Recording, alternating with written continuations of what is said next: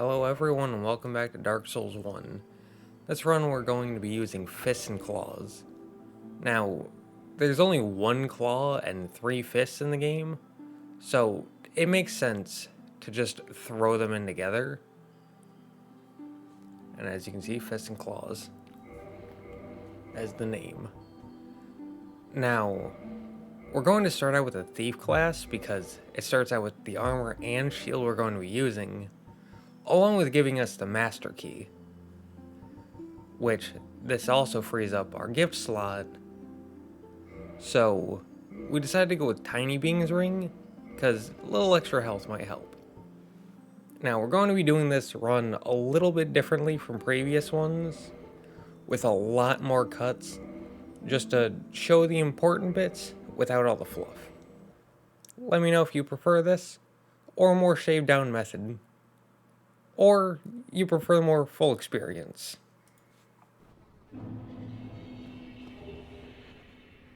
Since there are no starting classes that give us any fists or claws right away, the tutorial's basically a wash, and we'll have to come back in New Game Plus to beat the Asylum Demon for them to actually count this run. And as you can see, we're using the black leather set, which is going to be our first of two sets that we use this run. And a self-imposed rule that I'm following is that not only do I have to use a different weapon class each run, but if I use a shield or armor set for more than one or two fights, I'm going to disqualify them from all future runs to stop any over-reliance on a single piece of equipment, on top of making each run feel more dynamic and unique. Now, obviously, we don't have the anything to actually face the Asylum Demon just yet, so we're gonna skip them for now and go get our starting equipment. First of which is the target shield, which is gonna be our main shield for this run, and we better start parrying since this thing's not gonna be blocking much. And hello, please get out of my way. And sight of which is going to be the bandit's knife, which stab is how we're going to dispatch of the Asylum Demon, but not much else since it's not a fist or a claw.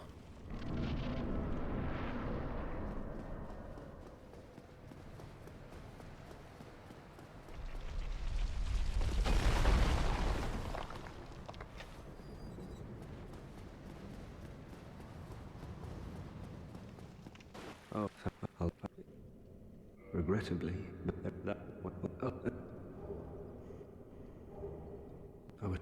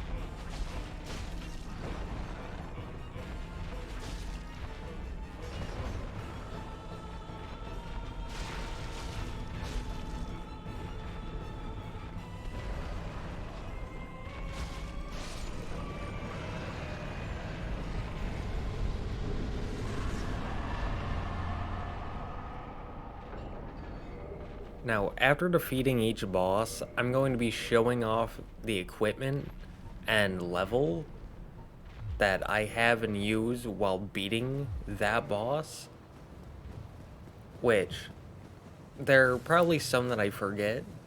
I'm pretty good on showing the equipment, but not the level, so for that I'm sorry, but, well, showing off the equipment, you can see the level off to the right, so. From here, I immediately unequip the bandit's knife, since it doesn't fit the weapon class the run, and I want to get straight into using fists. Now, the first fist we can use, or the first fist that we can get our hands on, is the Cestus, which can be bought from Andre for 200 souls. Normally, this would mean going through all of Undead Burg, killing the Taurus demon, and getting through all of Undead Parish.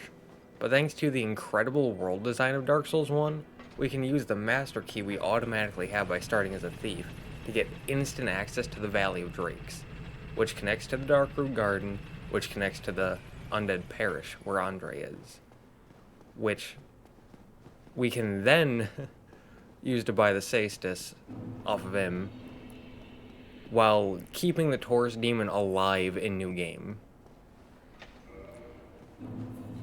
Now, I think this was funny. I was actually in autopilot mode and started walking into Blighttown because that's what I was doing the past few runs. But I got snapped back into reality after seeing the big enemies and remembering that I have no weapon. So we shook our head at that and plunged back into the Valley of Drakes.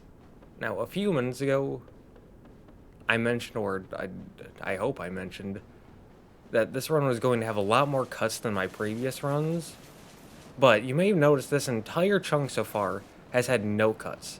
The reason for that is I wanted to show you how I went from landing in Firelink Shrine to getting my hands on our first weapon for this specific class run without even attacking a single enemy, and how these weapon class based runs are different from normal runs because they force you to think out routes like this.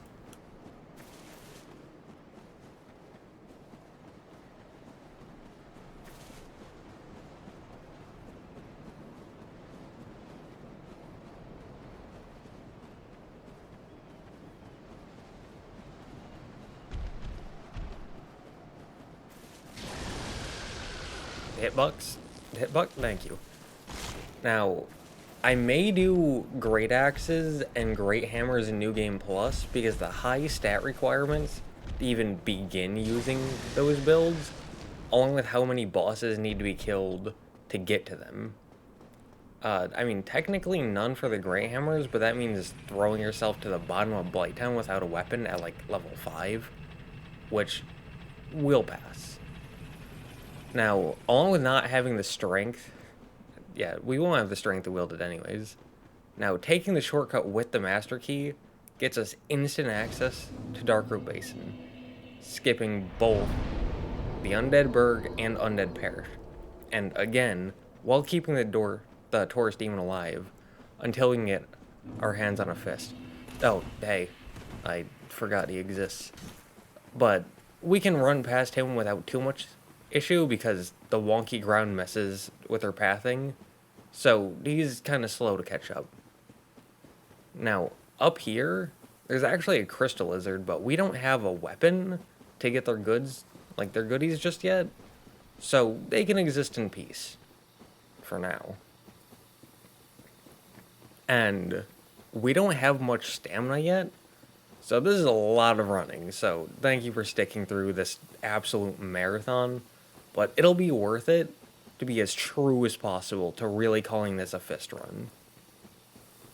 Now, without a weapon, we really don't have the damage to even begin dealing with the tree people in this area.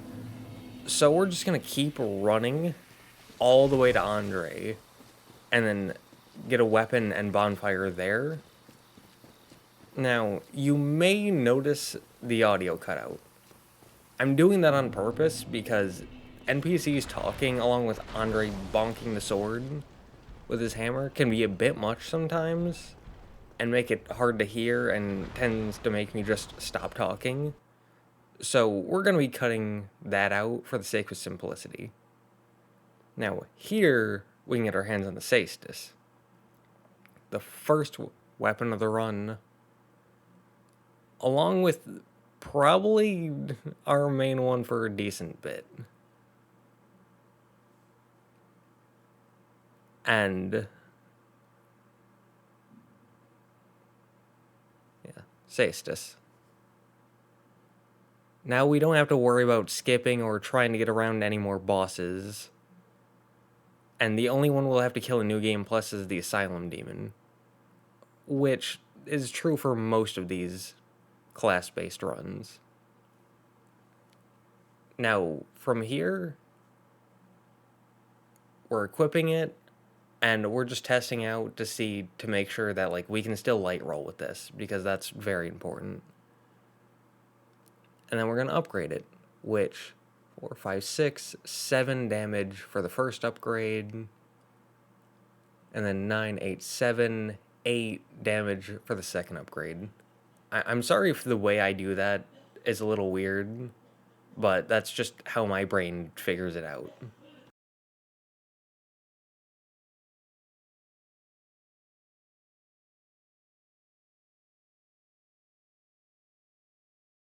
While we're here, we might as well get the bonfire and check our damage on a few basic enemies by the bridge, along with getting the shortcut back to Firelink.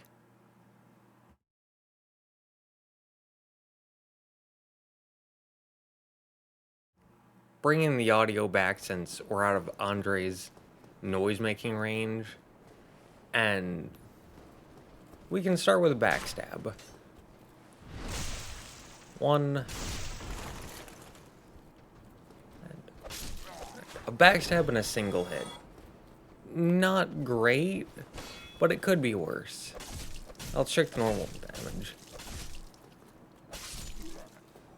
6 swings. That's not good considering we only have enough stamina to get out 5 swings, and not even with a roll to spare. But these are the Undead Parish enemies, which have more health. So going through the Undead Burg and making our way to the Taurus Demon shouldn't be too hard, but we definitely have some work to do. Now, we're gonna ignore the Baronite Knight for now, and just go straight for the shortcut, getting us back to Firelink. Essentially putting us back at square one, but this time with a weapon that we can actually use, and access to Andre for upgrades. This has the obvious benefit of being able to get some extra damage if we need it, but crucially, it gives us extra defense, since you can actually upgrade armor in Dark Souls 1 on hitboxes. Thank you. That's weird. But while we're here, we might as well get a few soul items that are lying around, just to squeeze out an extra level, or maybe an extra Titanite shard, because, hey, why not?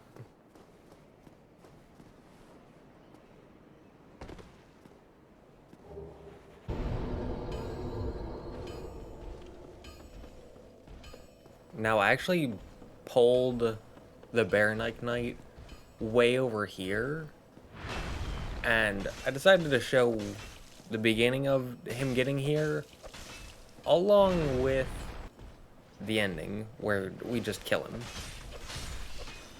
And that's important because he's a one-time enemy, along with us getting a Titanite shard.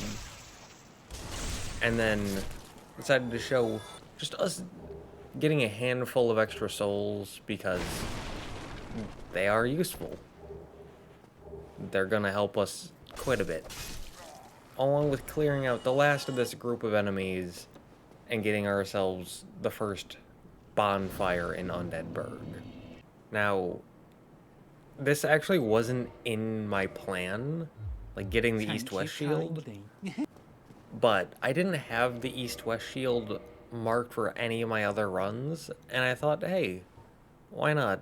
Maybe having a shield that could block a little bit more could be useful. So we looked at that. I eventually decided to get it, but ooh, we don't have the weight capacity to use it just yet. And how are okay. And hitboxes. The hitboxes in this game are a little janky. There we go. And slurp. And we can get ourselves just a few more souls. And here we can use the master key, because we started as a thief, to get ourselves a couple of gold pine resin, which surprisingly we can actually use on fists. And here, I tried getting the blue tearstone ring, but missed.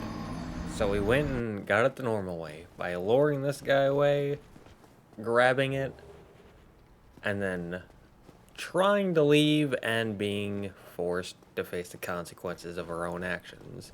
So we went back, and fun little fact, they don't go back to their default positions, which caused this to happen, which was terrifying. But one quick quit game later, and that sends them back to their default position, which is very nice, and kind of gave me a heart attack. And from here, I was looking, and I was like, we have a few levels. We have like 4. And so it became an internal debate of, do we use that for health, stamina, and equip load, or strength or dex? And if so, like if we do strength or dex, which one of those is better? But after a bit of back and forth, a bit of sitting on the fence, we decided to go with health, because health is good early on. And coming up here, break this, and we see a little lizard guy. And we can stomp down on him and get 2 large Titanite shards, which is very good. Not right now, not right this second, but good for the not so distant future. And as you can see, I got the Estus Flask to +1 by grabbing the Firekeeper soul from the Baronite Knight we killed. Now, we come up here before actually engaging in the boss fight, and I got too greedy there, but take out these guys, because that's the obvious move to go, and then take a sip of the Estus. Now, for all of these runs, I'm going to be showing all the bosses in their entirety, just so you can see how exactly the fight plays out. And we pop ourselves a gold pine resin, and we start the fight. Boss health bar appears with 7 Estus Flasks. And then we go up the ladder, and I'm going to let this fight just play out. Weird little visual there, but alright.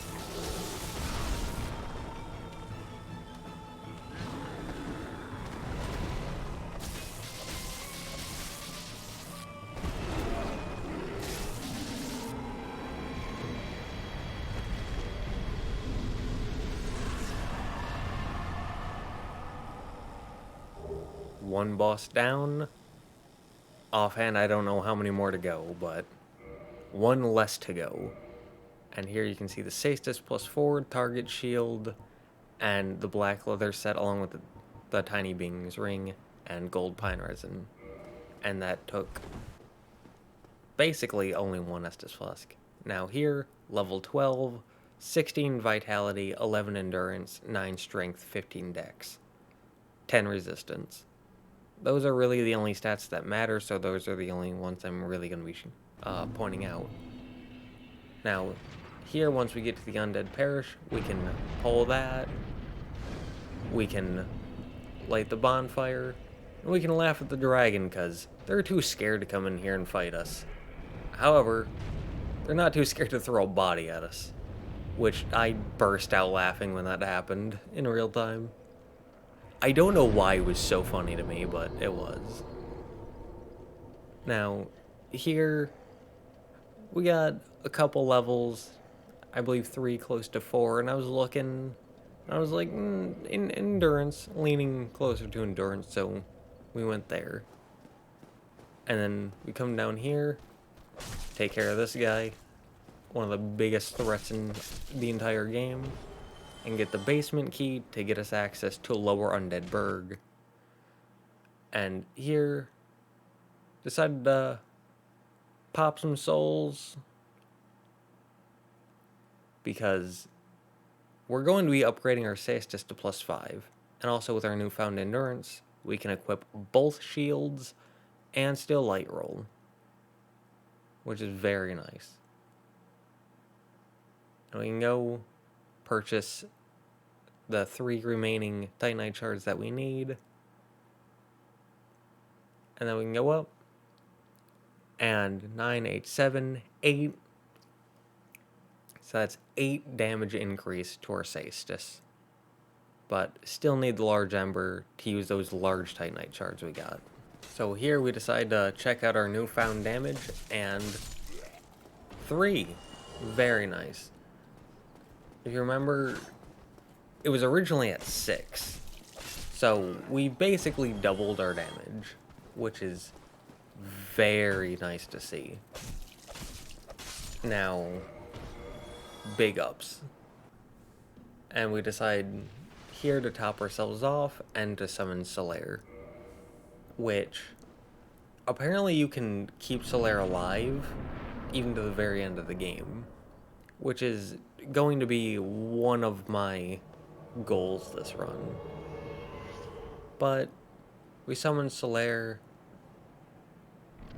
wait for him to come in, and then we start our next boss fight. The Bell Gargoyles. Now, in runs like this, I don't have any rules for or against summoning, at least NPCs. I don't summon other players. I almost purely play offline, especially in these runs. But I'm totally fine summoning NPCs.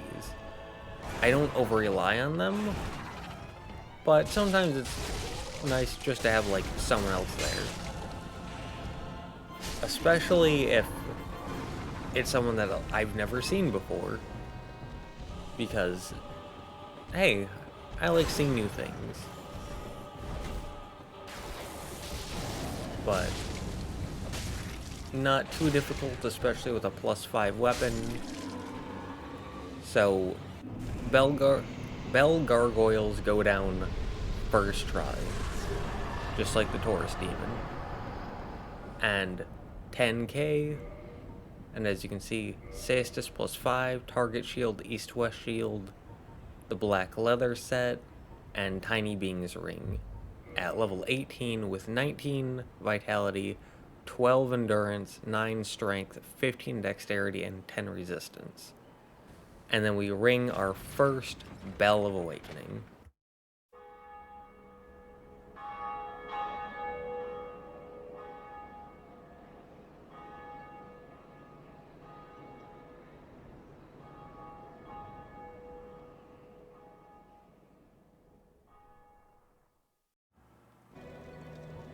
And here I'm showing how many levels we can get, but we're not going to do that just yet. We're going to use the basement key to get ourselves access to the lower undead burg. Let's go. And there we try fighting dogs, which you can see how well that goes, especially when you have no range. And then for some reason, a second one aggroed on, which this was not a fun gank, but what was fun was laughing at this dog that got stuck when I tried running up the stairs. It was pretty funny. Dark Souls 1 is a very polished game, by the way. And then, speaking of ganks, we got hit by these guys. Twice. And we already got it, but this is where you get the black leather set and the target shield, which is nice. And we decided to practice our parrying a little bit. Along with, I mean, not only just to practice parrying, but to get some more souls and to get some more Titanite shards for our shields and our armor. Which I think we've gotten pretty decent at parrying. I think we've gotten pretty consistent. Although that's at least in part due to Dark Souls 1 being a lot more lenient. And also, while going through here, I forgot that we didn't kill the boar. However, as long as you cleared this room out, you can easily just hang out here, because the boar won't go in here, allowing for an easy way of killing them. You know, just in case you're having trouble. Not me. I'd never have trouble with a giant metal-plated boar. And you can get out of here. We do not deal with Goldie's heresy. Absolutely no killing the Firekeeper here. And here, as you can see, we can get a decent handful of levels. But instead of doing that, we're actually going to go down and drop this 20k for something else. The Crest of Artorias. Now, we're not going to go fight Sith just yet. Instead, we are first going to embrace being a tree hugger. And then we're going to test our damage. And, it's not good, let me tell you. It's not good. But we'll persevere.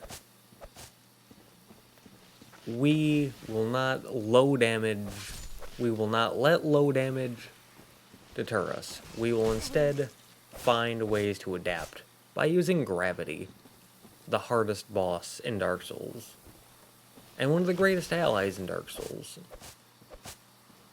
And it comes in handy a lot. Very, very helpful. And then we decide to get this illusory wall out of the way and get ourselves the bonfire. Just in case we die, we don't have to deal with going through those enemies again. And here we pop the Crest of Artorias. And the way I found to be best is to stick to the left side and just book it. Because this gives you a relatively short, guaranteed way to Alvina, while aggroing the least amount of hunters. And then talking to Alvina gets them off your back. And cutting the audio, because I don't want to have to talk over them. But you just want to say yes, because that gets the hunters off your back. But specifically for this run, it'll allow us a new ally, Shiva of the East, who isn't useful right now, but he will be useful shortly, because he actually becomes a merchant down in Blighttown, and he sells a weapon that we kind of need. Again, not right now, but in the future.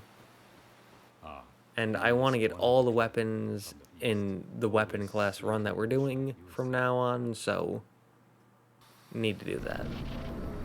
Now from here, we actually decide to give up our tree hugging ways, and oh boy, that damage is not good. Well, let's just skip to the end when we kill it. And punch, and they die. Whew, that took a little bit. But it's okay, it's okay. What are you doing here? You're not trying to steal the wolf ring from us, are you? You would never do that. I have too much faith in you. But we'll get there before them. Don't worry. And we got there before them, getting the wolf ring, which the black leather set gives us 0 poise, so this is very nice. And we buy another cestus for something a decent bit down the line. And we decide to upgrade our armor, because having more defense is good. I mean, that's just how it is. We get the pants to +3, we get the chest piece to +3,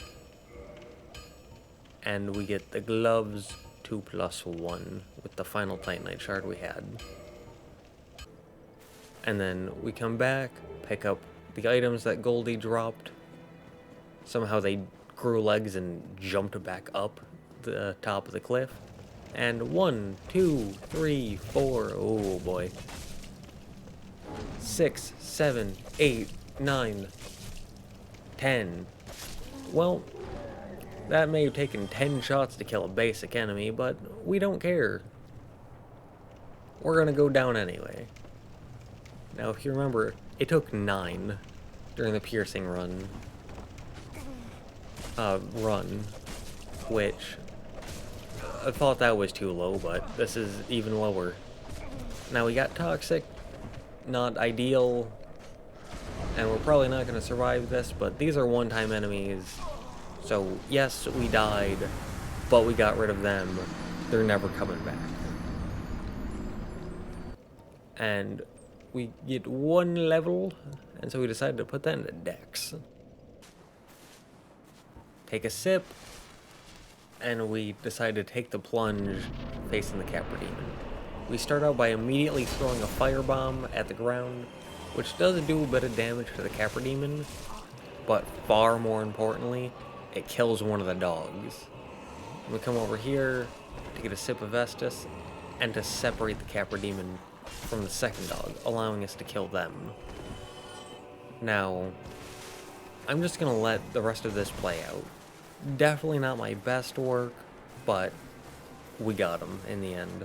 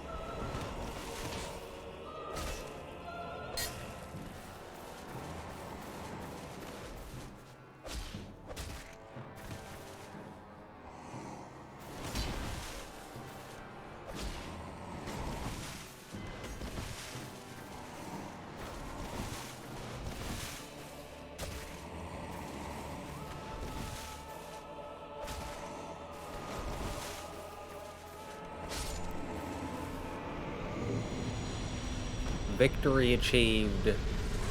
Capra Demon down. First try. Kind of surprisingly. And we got the key to the depths, along with 6,000. Cestus plus 5, target shield, east-west shield, thief mask, black leather armor plus 3, black leather gloves plus 1, black leather boots plus 2, with tiny being's ring, and a firebomb.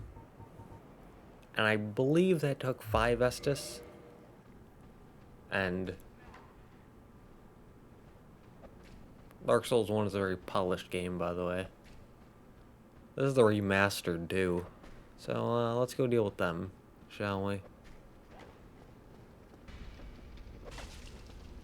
I'm kind of surprised that these are one-time only enemies. It's just attack, dodge, move back in, attack, dodge, move back in, attack, dodge. They're very quite simple. Like, my first time killing them, I legitimately thought they were just a normal enemy in the area because of how simple they were and how much of, like, a normal enemy they felt like. And I was a tiny bit disappointed that I didn't get to fight them every time, but oh well. We got the large ember, which allows us to move our Saestus from +5 to +6, so damage is going up.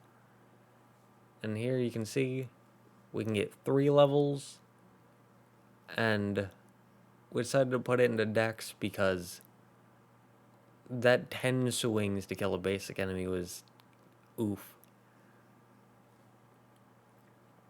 But we can also go down here, give Andre our large ember, and then that'll allow us to increase our Saestus 2 more times for 6, 7, 8, 9 damage for the first one.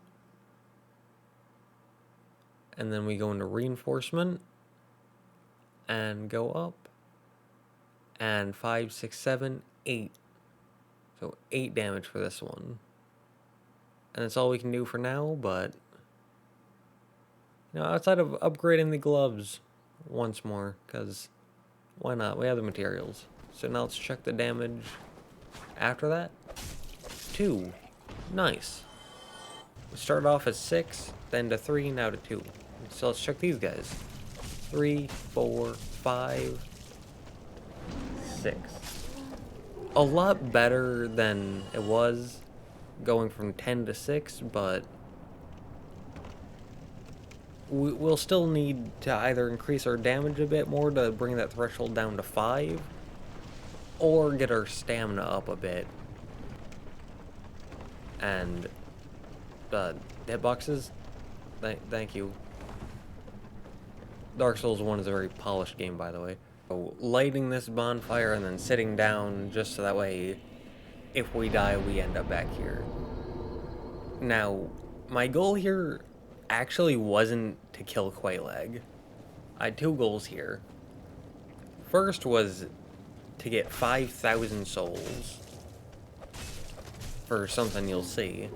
And the second was to get 2, but I thought 3 large Titanite shards. And while exploring trying to find some Titanite shards, I found this, which I don't think I found before.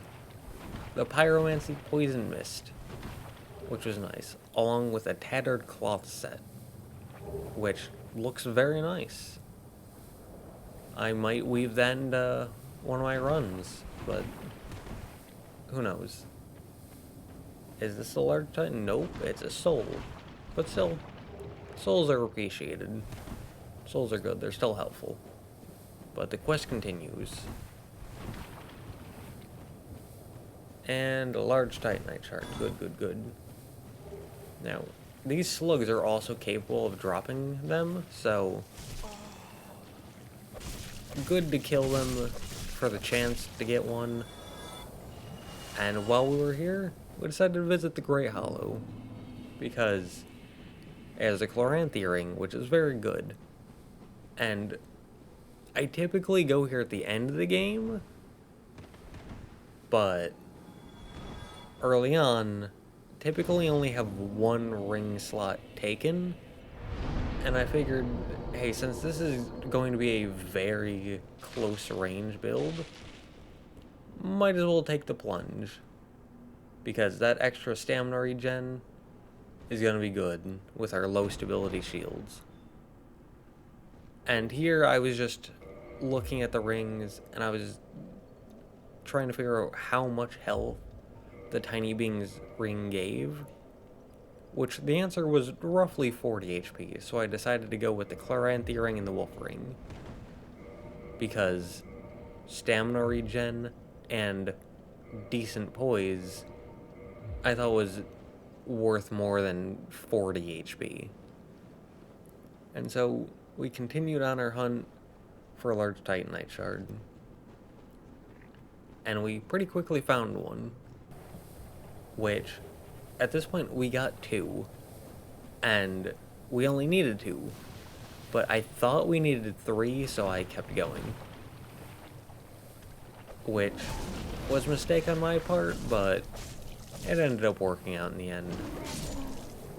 Now here, cut audio because NPC's talking, but we got 5,000 souls, which meant that we could go talk to Shiva the East, which you need to be part of the Forest Hunter Covenant for him to show up here, but when he does, he sells you some weapons, which one of those weapons happens to be the claw, which is of the fist weapon type, which I figured might as well get it now since we're here now, and we won't be coming back here for a while, which is why I did the whole Crest of Artorias thing so early, just to get the claws.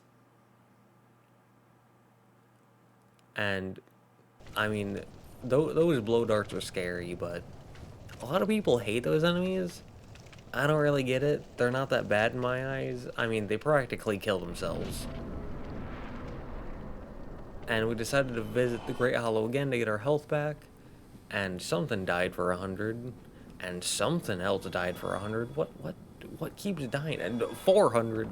Okay, come on, this is ridiculous. This has got to be intentional.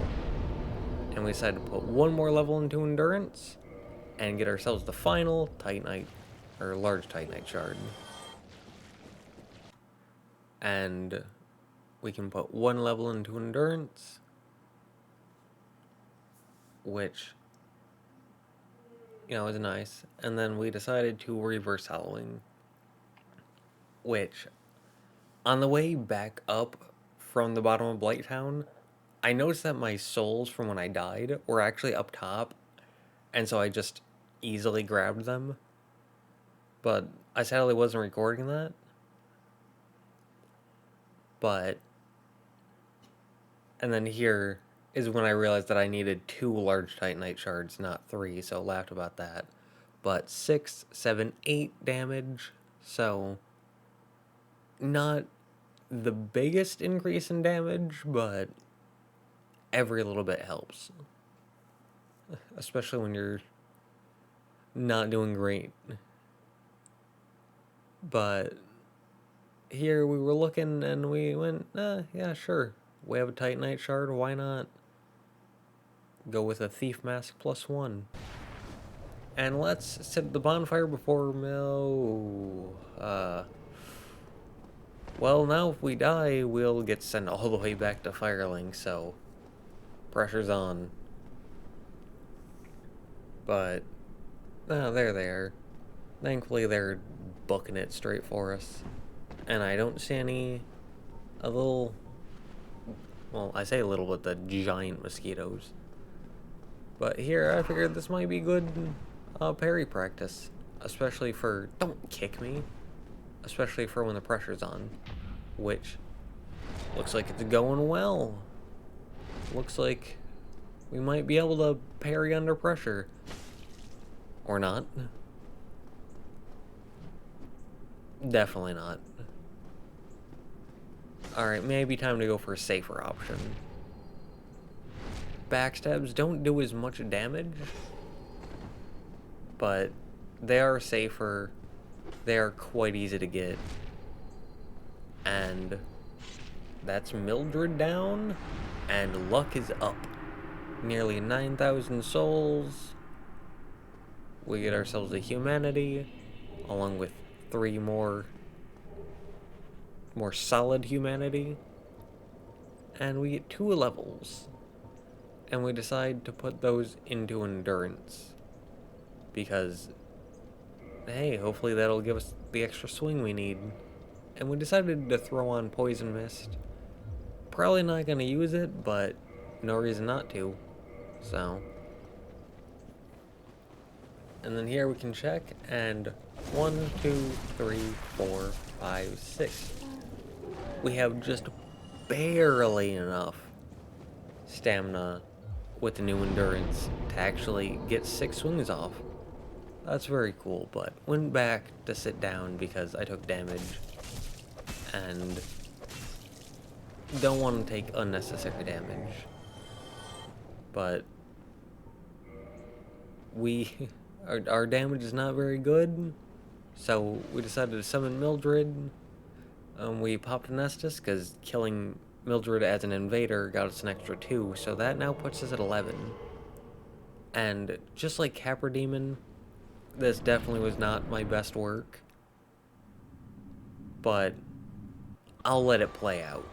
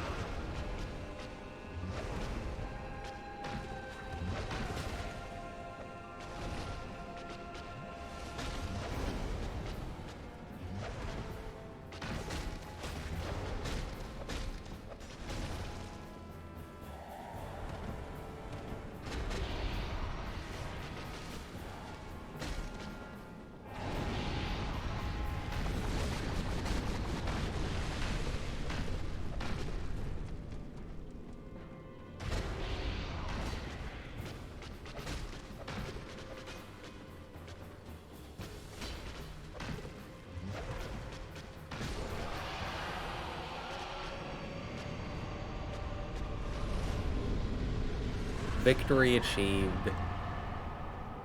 We didn't get the final blow, but... And this probably would have taken much longer without Mildred, but... Still, first try, 20k, Cistus plus 8, target shield, east-west shield, thief mask plus 1, black leather armor plus 3, black leather gloves plus 2, black leather boots plus 2, wolf ring, and Chloranthy ring. And I believe that took 5 Estus. But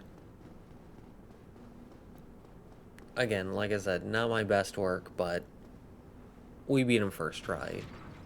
And with her down, we can ring the second Bell of Awakening.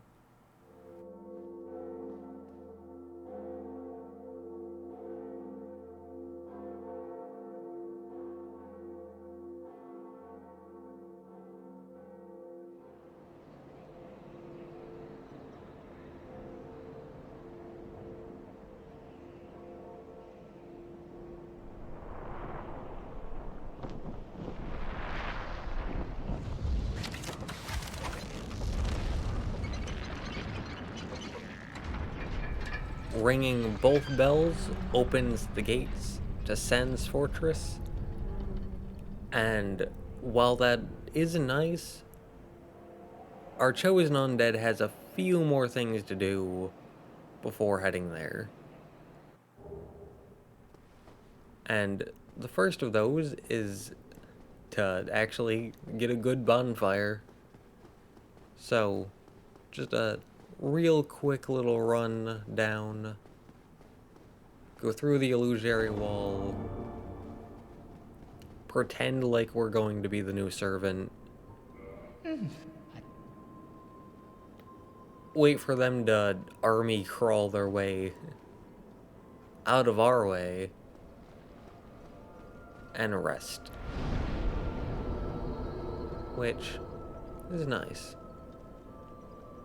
Rest is nice after that. 1, 2, 3, 4. 4 levels. That's pretty good. But the question is, where do we put them? And we decided to go through a mix of health and stamina, because health and stamina are both good. Yeah. I think I'll be. And we decided to answer no to this after saving him. And that gets us a pyromancy flame, so that way we can actually have a pyromancy flame. And then we decided to clear out our inventory since Framt has now appeared. And then we decided to do a few more armor upgrades. And then bonk. And then test out our new damage. 5. Basically double the damage, which is very nice. And also, while going through here, in these bushes, I noticed a new summon sign for the witch Beatrice. Which, the Moonlight Butterfly is kind of a pushover, but I love seeing new summons. And I was actually going to test the Poison Mist against the Moonlight Butterfly, but hey, new NPC. Why not see what they can do? And so we head up and we decide to test our new friend with a giant magical butterfly.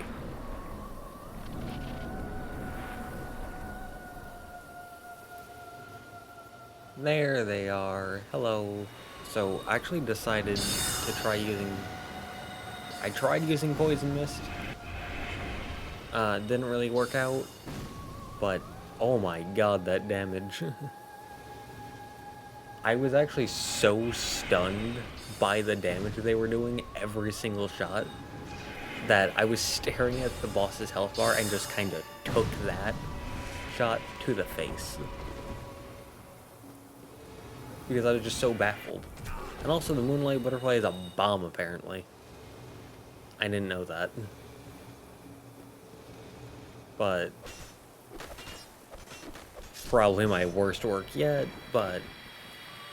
it was an honor to watch the witch Beatrice annihilate a butterfly. And 10k, beat him first try.